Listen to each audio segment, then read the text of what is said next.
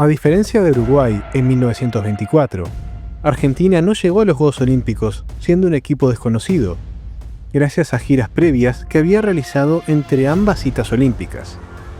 Y en el torneo de Ámsterdam había confirmado ser un equipo formidable. En los octavos de final, la albiceleste superó a Estados Unidos con un apabullante 11-2. El triunfo argentino era esperable, pero la contundencia ofensiva albiceleste no estaba dentro de lo esperado. En cuartos de final, Argentina venció 6-3 a Bélgica y en semifinales derrotó a Egipto 6-0. Habían convertido 23 goles en tan solo 3 partidos. De todas las grandes figuras del equipo, había una que destacaba por sobre todas las demás: Domingo Tarasconi. El atacante argentino le había marcado 4 goles a Estados Unidos, 4 más a Bélgica y 3 a Egipto. Un total de 11 goles en el torneo, casi la mitad de todos los goles argentinos. El poder ofensivo de la albiceleste era imposible de ignorar. El público europeo vio a los argentinos como candidatos al oro en las casas de apuestas. En Buenos Aires, se veía la final como una oportunidad de borrar la vergüenza de no haber podido competir en Colombes, superando al campeón vigente. Pero la prensa especializada había visto algo en 2 partidos previos que matizaba ese favoritismo y los hacía tener reservas sobre quién ganaría la final. Las crónicas de la época hablaban de un equipo de arranques arrolladores, pero que en ocasiones caía en el caos, con todos sus jugadores queriendo solucionar los problemas individualmente. Los goles de Estados Unidos llegaron de esta manera, pero donde más claro se vio fue contra Bélgica. En 10 minutos, Argentina ganaba 3-0 y controlaba el encuentro sin problemas, pero el equipo cayó en una parálisis y miedo a perder que sorprendió a la prensa y que los belgas aprovecharon para empatar el encuentro. La albiceleste se recuperó a tiempo y marcó 3 goles más, pero el punto débil ya había aparecido.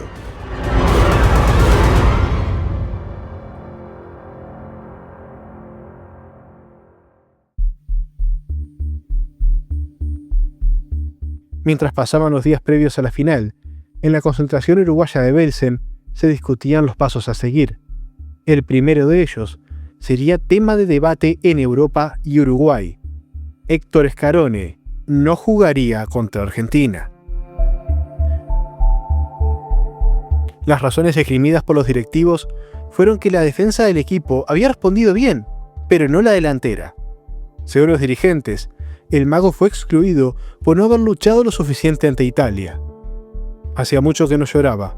Esa noche lloré, recordaría años más tarde el futbolista. Había quienes defendían la ausencia de Scarone y a quienes les parecía una locura, pero la decisión ya estaba tomada. Por otra parte, Uruguay recuperó a quien sería una pieza clave, su capitán José Nasazzi. Ninguno de los 2 finalistas tenía secretos para el otro. Además de haberse enfrentado en Perú el año anterior, cada plantel vio con detalle los partidos que el otro había jugado a lo largo del torneo olímpico. Tenían claro desde el sorteo que el oponente más probable en la final sería el otro seleccionado del Río de la Plata. 3 días antes de la final, llegó una carta a la concentración uruguaya.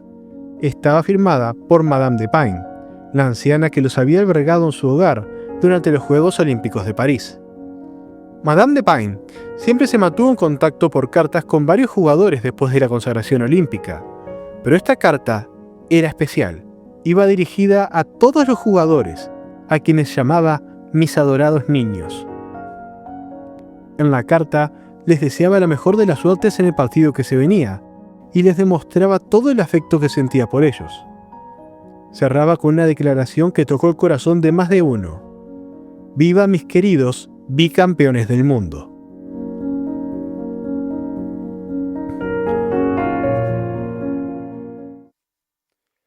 Llegó el 10 de junio, el día de la final. El Comité Olímpico había recibido más de 250.000 pedidos de entrada para ese partido. El Estadio Olímpico de Ámsterdam estaba a reventar de público. Nadie quería perderse lo que prometía ser el choque de los 2 mejores equipos del mundo. El juez hizo sonar su silbato y comenzó el partido.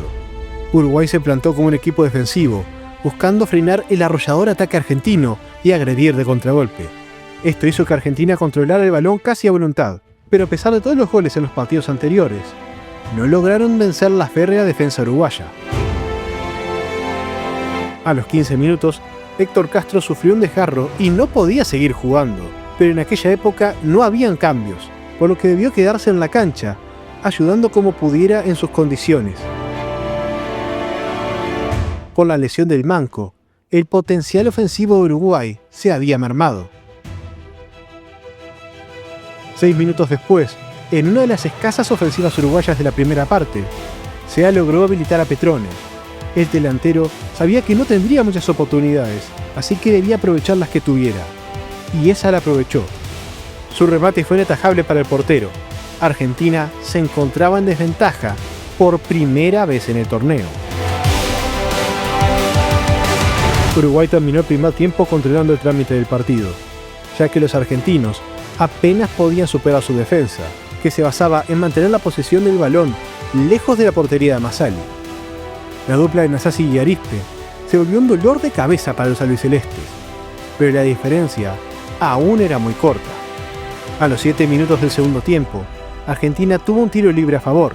Masali logró despejar con los puños, pero el capitán argentino Nolo Ferreira recogió la pelota en la entrada del área, desde donde remató con fuerza para vencer al portero uruguayo y marcar el empate.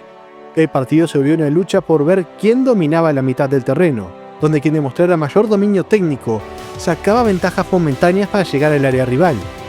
Pero fue Argentina el que tuvo la más clara. En una jugada por izquierda y tras una serie de rebotes, Gianzarini quedó frente a frente con Masali después de eludir a Nasasi. El guardameta uruguayo se arrojó a los pies del delantero argentino, logrando su remate rebotara en sus brazos y no entrara en su arco. Los 90 minutos llegaron a su fin y debió jugarse una prórroga de 30 minutos. Pero el esfuerzo que ambos habían hecho les empezó a pasar factura. Jugando con más cautela y sin querer regalarle espacios al rival, las defensas se volvieron predominantes. Cuando la luz del sol empezaba a declinar, se marcó el final del partido. Uruguay 1, Argentina 1. No había campeón. Habría que jugar un partido de desempate 3 días después, el 13 de junio. Pero la intensidad de la primera final dejó sus consecuencias. Al desgarro de Castro, había que sumarle la fatiga extrema de Lorenzo Fernández, que batalló la mitad de la cancha hasta que casi no podía caminar. Varios tenían dolores musculares por todo el cuerpo. 3 días quizás no serían suficientes. La prensa ya empezaba a comparar la actuación uruguaya con la que había mostrado en Colombes, y en esa comparación, la versión de Ámsterdam salía perdiendo. Se destacaba la defensa a buen nivel, pero ningún atacante se salvaba de una crítica feroz. En la concentración uruguaya de Belsen, había que tomar decisiones de cara a la revancha, frente al primer rival olímpico que no habían podido vencer, al que conocían muy bien, y frente al que cualquier error podría costarles la medalla de oro.